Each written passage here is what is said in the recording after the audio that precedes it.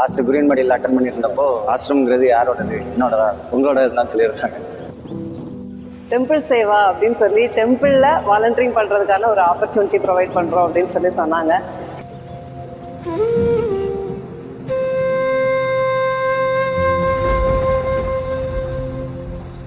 Temple சேவான்னு சொல்லிட்டு நம்ம எல்லாருமே ஒரு குடும்பமாக எங்கள் நாகர்கோவில் சென்டர்லேருந்து 50 பேர் வந்திருக்கிறோம்.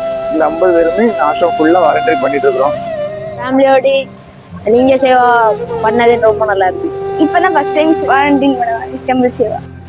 குரு நமக்கு தமிழ் மக்களுக்கு தந்த ஒரு பெரிய வாய்ப்பு. நமக்கு கோயில சேவை பண்றதுங்கிறது ஒரு பெரிய புண்ணியம். ஜான்லிங்கா இருக்கும்போது நம்ம வாழ்றதே எத்தனை ஜென்ம புண்ணியம்னு தெரியாது.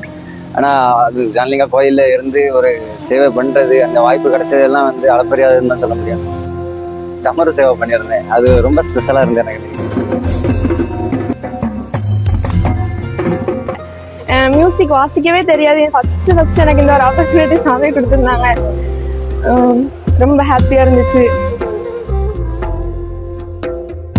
ஆனா இந்த ஒரு நாள் அப்படிங்கிறது ஒரு ஜென்மத்துக்கான ஒரு வாய்ப்பா தான் என்னால பார்க்க முடிஞ்சது.